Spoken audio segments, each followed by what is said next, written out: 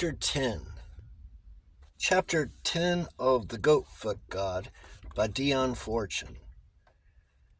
At 10 o'clock precisely, Mona Wilton presented herself at the second-hand bookshop, clad in her brown tweed coat with the coney collar and her little knitted cap. Outside the door stood an open two-seater of the kind that is used for racing. Mona gazed at it apprehensively. Her tweed coat was of the cheapest, with little warmth in it, and the day was bleak. She entered the shop and found Hugh and the old bookseller still at their breakfast. She was offered a cup of tea and accepted it. Old Jelks quietly cut her a thick slice of bread and marmalade, and she accepted that too. Hugh rose from the table and girded himself into a heavy leather motoring coat, fitted a leather racing helmet onto his head, and pulled a big pair of wood-lined gauntlets onto his hands. "Now we're ready," he said. Mona acquiesced. They went out into the street. "I must apologize for the car," said Hugh. "I had forgotten I'd only got this one when I offered you transport." Mona remembered what had happened to the other car, and she guessed from his face that he was thinking of the same thing. They entered the two-seater. She had a beautiful llama wool rug around her knees, but the cold wind cut like a knife through the upper half of her as the car whipped into the main road. To her surprise, they turned east instead of west. The car twisted through the traffic like a hound, and then came to an abrupt standstill outside the magnificent premises of a firm of motor accessory dealers. Hugh Paston got out. Mona, supposing he was going to get something for the car, stopped where she was. "Come along," said Hugh, opening the low door for her. She got out meekly and followed him. One does not argue with clients. He led the way through the region of lamps and horns and came out where rows of leather coats hung on stands. "I want a coat for this lady," he said to the shopwalker. Mona gasped, opened her mouth to slay him, shut it again in bewilderment, and stared at him in speechless protest. He turned to her with a melancholy smile on his face. "Don't worry," he said. "This means nothing to me. I've got a lot more than I know what to do with. You can leave the coat in the car if you don't want to take it, but I can't stand watching you shiver." Mona could not find a word to reply. Every instinct of the independent professional woman was against accepting the gift, and yet she was profoundly touched by the way it was done. The man's manner conveyed the impression that he had not the slightest expectation of being liked for himself, that he had not the slightest expectation of receiving any gratitude for anything he might do. Before she could find her tongue, the assistant returned with an armful of coats. Mona's eye fell on a sober nigger brown, but Hugh Paston put out his hand and picked up a fold of vivid jade green. Mona's eye, after that, he said, "I rather like the look of this, don't you?" "Oh, no," said Mona, "it's much too bright for me." "You are a funny person. You're supposed to be an artist and know all about colors, and yet you go and wear the things that kill you dead." "I know. Uncle Jelks is always grumbling at me, but it isn't because I like them. It's from motives of economy. Let's cut a dash for once. Try this green. I think you'll like it." He allowed herself to be strapped into the jade green coat. In the pocket was a soft leather helmet with a chin strap, which gave a curiously elf-like effect, framing the girl's straight-cut black hair and olive-skinned face. Hugh Paston looked down at her thoughtfully. "Do you know, I think that's a very appropriate kit in which to go and look for Pan," he said. It was a very different manner, driving in the camel-lined leather coat to what it was driving in her thin little worn-out wrap. The car, roaring in second, whipped in and out of the traffic. Mona was interested in watching how Hugh Paston handled it. One can learn a great deal about a man by watching the way he handles a car. She saw that he knew exactly what he was about with a car, what he could do with it, and what he could ask of it, and that he relied quite as much on his accelerator as on his brakes to get him out of a tight corner, which is a thing that reveals the caliber of a driver. He was in sympathetic response. He was, in fact, in far closer touch with the inanimate machine than with human beings. The one thing he did not appear to expect from human beings was sympathy. His whole attitude seemed to say, "I know I bore you. I don't expect you to like me, but I am quite used to not being liked, and I don't mind it." There was no resentment, no reaction, just a tacit acceptance of solitude. She wondered what experiences had made him what he was and what rebellion against life had led to this breaking out in the quest of Pan. She realized very clearly that the man was beside her was by no means in a normal state at the moment and wondered what he might be like when he was himself. Between his sudden flare-ups of animation, he was curiously negative. She got the impression that this negativeness was his habitual attitude, and yet it did not seem to her that it could be considered normal. He gave her the impression of a man who had given life up as a bad job, and yet in this position he had only to formulate a wish in order to gratify it. Now she had been on the point of giving life up as a bad job because the struggle to keep her head above water was too severe. If she had lived with the most amazing, if she had had this man's resources, she thought, she would have lived with the most amazing fullness of life. She had no realization of the enervating effect of great wealth, or the victimization to which its owner is subjected.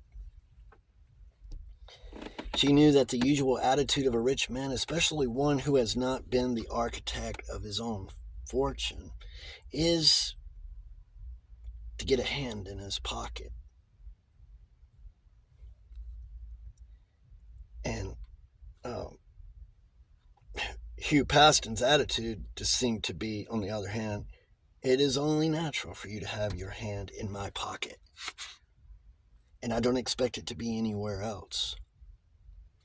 My money is very little use to me, and if it is any use to you, you are welcome to it." She felt that he gave freely to all who asked, expecting no return, and got what he expected. There suddenly arose in her an ardent desire to protect him from exploitation. With a car like Hugh Paston's, and handled in the way he handled it, they were not long before they got clear of the London streets into an arterial road. Hugh changed into top gear. The car settled down to a steady snore, and conversation became possible. "How far out shall we run before we start house hunting?" said the man to his companion as the scanty weekday traffic thinned out behind them.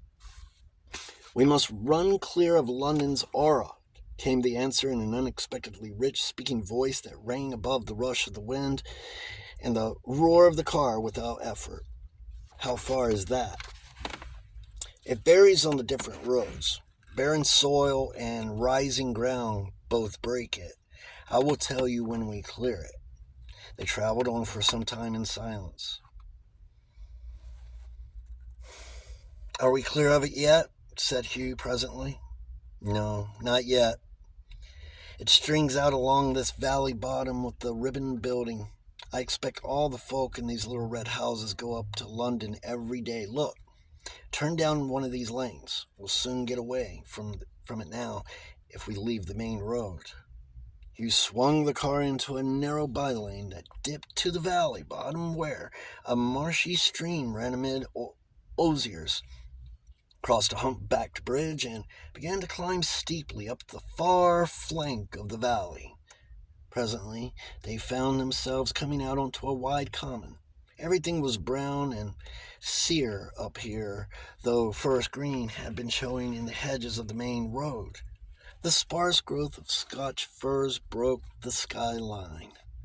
A scanty sprinkling of birches, marked by the wide expanse here and there, and the blackened stems of a burnt-out patch of gorse, wreathed as if in perpetual agony, the tins and bottles of many picnics revealed among them.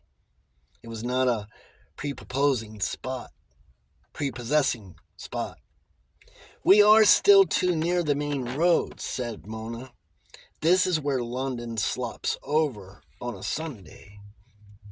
They left the common behind them and dipped into another but shallower valley, little more than a depression between two ridges, and found themselves suddenly in rural England. The average picnicking motorist had gone no further than the first bit of open ground. Here was unspoiled country. They followed a winding lane between high hedges that opened every now and then to give a glimpse of ploughed land. Then the ground rose again, and plough gave place to pasture. The gradient grew steeper, and pasture gave place to open common with a few geese walking about. A hamlet strung out along one side of the common, and as they drove towards it, an old dame in a sunbonnet waddled slowly down the road with a bucket in her hand and began to agitate the handle of a pump.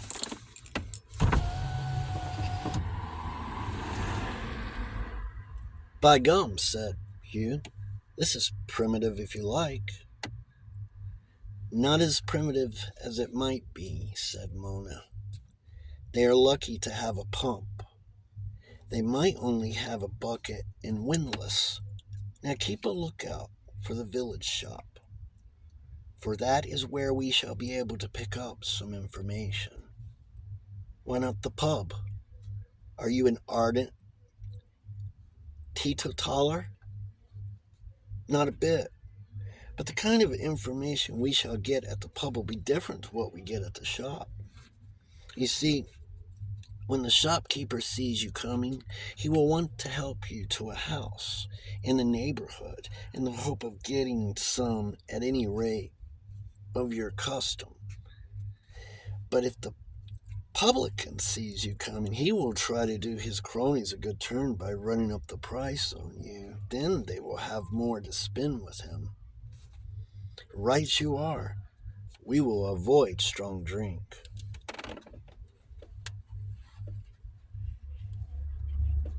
They drew up opposite the inevitable tiny general store.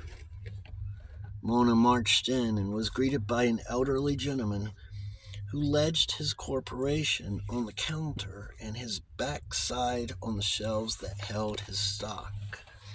His ruddy countenance, smoothly shaven, was encircled by that curious form of whiskature known as the Newgate fringe.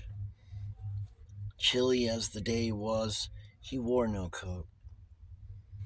The sleeves of a spotless pale pink shirt were carefully folded above his elbows. A gray waistcoat encircled his enormous front, the lower buttons apparently acting as a kind of sling, and round his middle was a white fringed towel such as a grocer's effect. This towel, spotless as his shirt, was slung over an endless piece of tape, which disappeared into the shadows behind him and ended in a bow. But his front elevation was so extensive that the towel, which would have gone round an ordinary man's hips, was no more than a panel to him. Hen food, veterinary medicines, hardware, haberdashery, stationery, tin goods, braces, overalls, children's pinafores, a large cheese and cut, a side of bacon dito, a canary in a cage, and a cat with family occupied such portions of the shop as were not overhung by its owner's waistcoat. He seemed pleased to see them, and a smile of immense geniality creased his vast pink countenance with its perfect schoolgirl complexion. "And what can I do for you, sir, madame?" "There is not much you can do for us at the moment," said Hugh, "except for some milk chocolate. But we are looking for a house, and we're wondering if you could put us on the track of one." "A house, now. A house. Now, what sort of house?"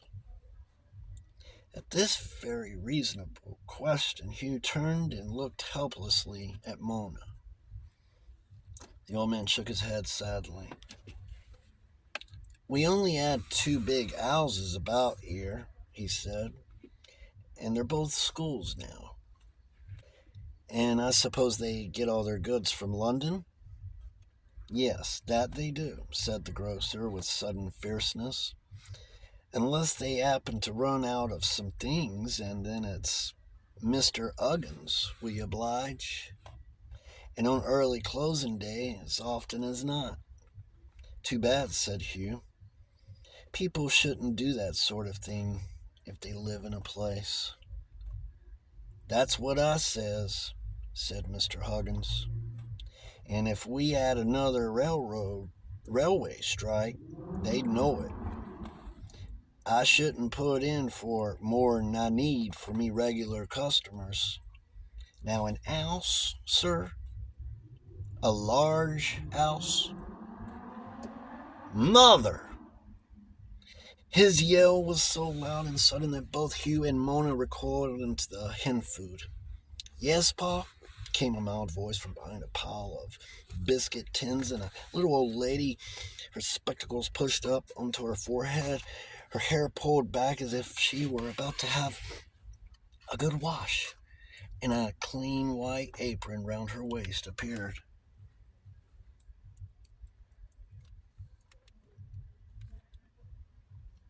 "Mother, do you know of any large houses about here that's empty?" "No, indeed I don't," said the little old lady thoughtfully. "They all go for schools nowadays. There's no gentry left like we used to serve." "Yes, that's it. No gentry left. Everything's gone. The farmers, they can't keep body and soul together." "That's an idea. Any farms going begging?" said Hugh.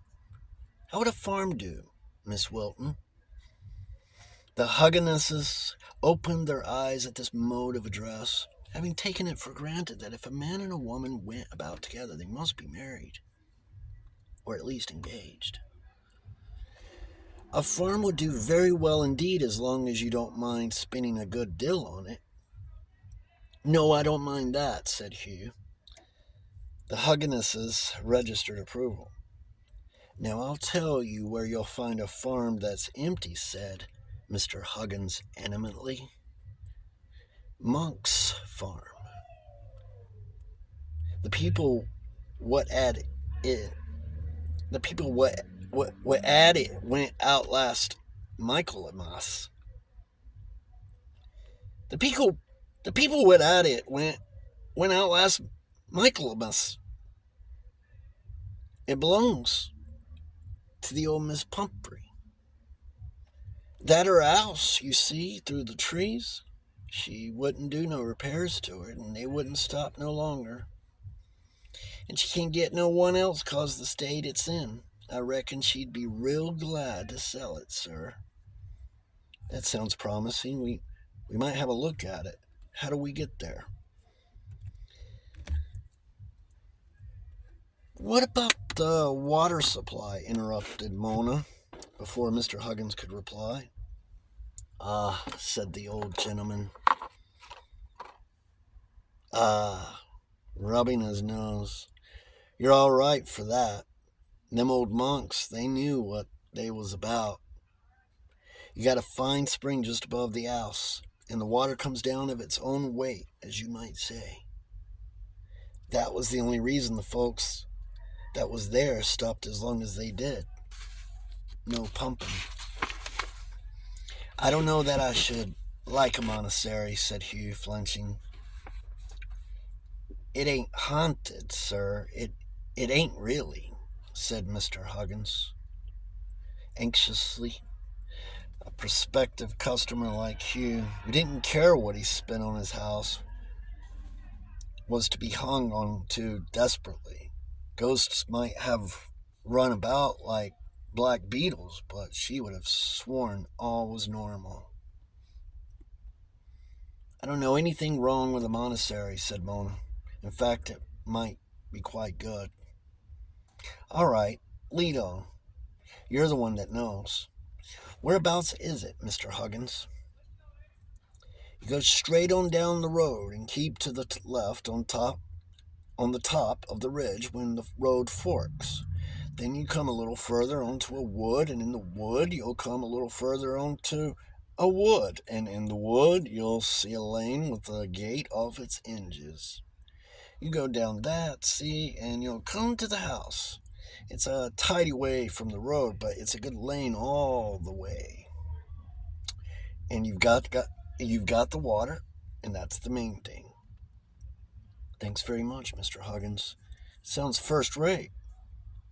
We'll have a look at it. And when you go and see Miss Pumphrey, you'll tell her Mr. Huggins sent you. Yes, you tell her that, added Mrs. Huggins, emphasizing. She did ought to sell that place, even if it has been in the family for years and years. Now, why have we got to tell Miss Pumphrey and Mr. Huggins, or that Mr. Huggins sent us, Mona? Can you tell me that? Said Hugh as they went out to the car. I suspect she's owing them money, don't you? Said Mona, smiling. Good Lord, is this what the landed gentry have come to? Exclaimed Hugh. They followed the road as directed, and presently, in a thick belt of firs, came to a gateless gap. They turned in and bumped their way over a sandy surface till the firs gave place to open more like pasture, dotted with clumps of gorse. It all looked pretty barren. They crossed the pasture and came to another belt of firs and saw through them the loom of whitewashed buildings. They drove through a gap in the trees and found themselves in the farmyard. Hugh was not familiar with the anatomy of farms, but even to his urban eyes that farmyard looked odd. Round all four sides of it, with gaps here and there for ingress, ran a low penthouse roof. Rough-tarred weather boarding rose to meet it, evidently forming a long, narrow cowhouse or stable.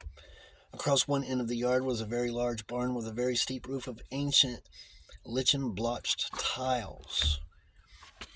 Across the side was a long range of old stone buildings, evidently used as living quarters, dairy, storerooms, and anything else that the work of a farm requires. It was much too large for a dwelling house, anyways. At the other end was a smaller and more roughly built barn, evidently of later date than the rest of the buildings. A raffle of pigsties, calf pens, and cart shelters occupied the extensive yard round which these buildings stood. The yard itself was unpaved and must have been a quagmire in wet weather. Everything was boarded up and fastened with enormous padlocks, which probably came from Mr. Huggins, so they could readily be opened by anyone else who had purchased a padlock from the same source. All the lower windows were shuttered, so they could not get a look in anywhere. Miss Pumphrey appears to be a lady of suspicious nature, said Hugh. I say, shall I get a tire lever out of the car and bust some of these boards off? Shall we all go to jail? Said Mona. I may. You won't. Hugh inserted the lever under the edge of one of the boards, shoring up the penthouse and prized. The board was rotten and almost fell off. He put his head through the gap. I say, do you know these stables are cloisters?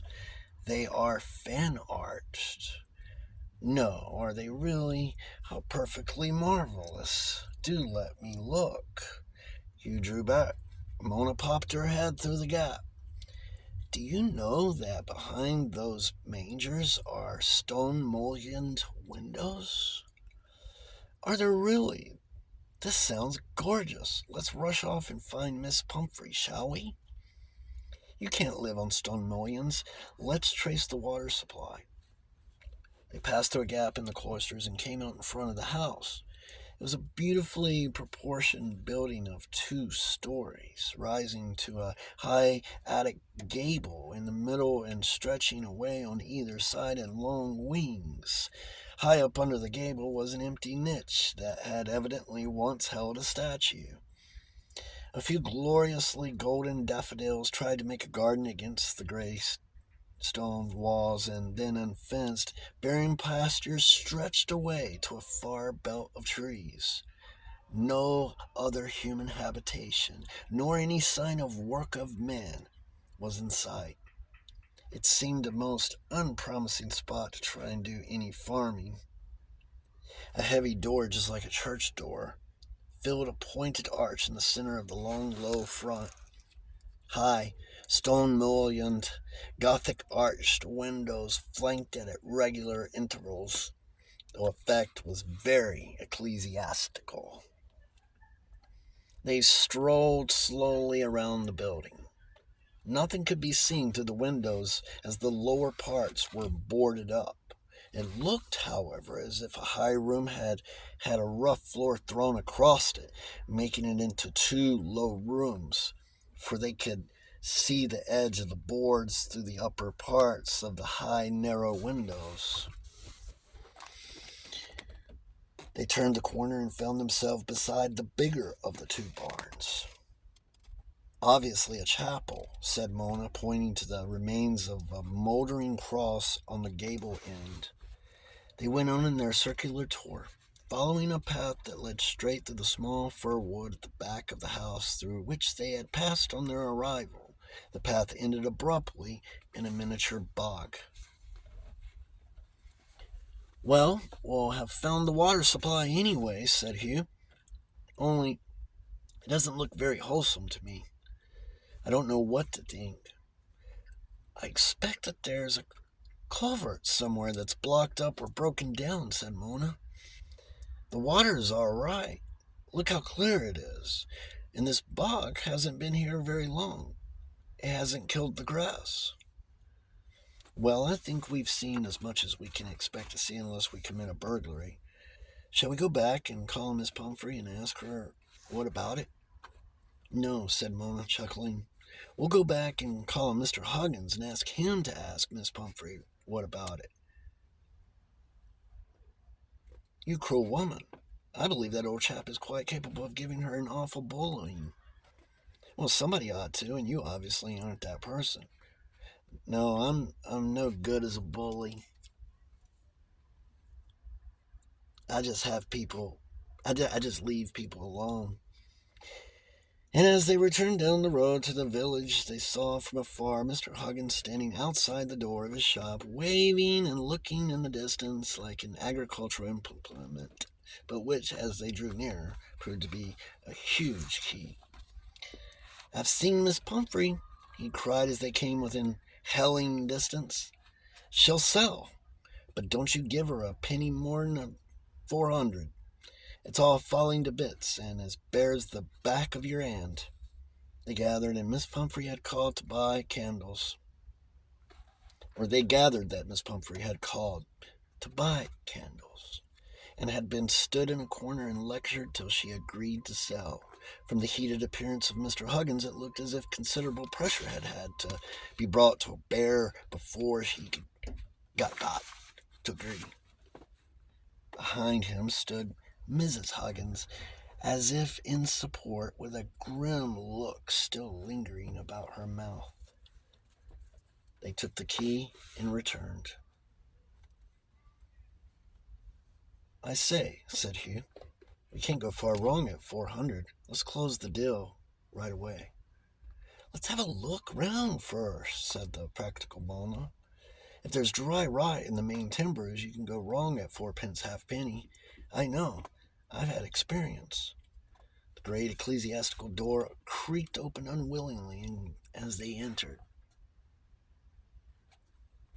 The place smelt musty. Unswept stone flooring stretched away on either hand, and what had once been large barn-like rooms had been roughly partitioned with heavy boards plastered with wallpaper. A fine stone staircase wound up in a wide spiral opposite the door. They mounted it, and found themselves in a broad passage that ran the whole length of the upper story of the building. Out of it opened a number of small, low doorways. "By Jove, the monks' cells," said Hugh. They entered one that had evidently been used to store apples, judged by the smell of it. "Why, there's no window," said Mona, "only a little grating up near the ceiling. They must have been a very austere order indeed." Up again there led a small narrow stone stair, winding up in the thickness of the wall. Up this they went. At the top was a miniature church door. They pushed it open and entered, and found themselves in what had obviously been a small chapel. "Gosh, there's a queer feeling in here," said Hugh. "I don't believe Mrs. Huggins spoke the truth when she swore the place wasn't haunted. It is, and she knows it." "It struck me that she was a bit slick in her denials," said Mona. "Still, it's none the worse for that, for the purposes for which you want it." "I don't want any second-hand spooks," said Hugh, hastily. "If anyone is going to be raised, I want to have the raising of it myself." "That's all right," said Mona. "You needn't worry about that, but it will help to keep the price down." They descended to the ground floor again, and saw cellar steps leading down into the depths. "We better have a look down here," said Mona. "This will tell us whether the place is dry or not." They found themselves in a large groin-roofed cellar, around their sides of which were low arch doorways similar to the cell doorways on the upper floor. "Good Lord," cried Hugh, "those are prison cells." "No wonder the place has a funny feel," said Mona. "It must be a penal house belonging to one of the old monasteries." "What in the world's that?"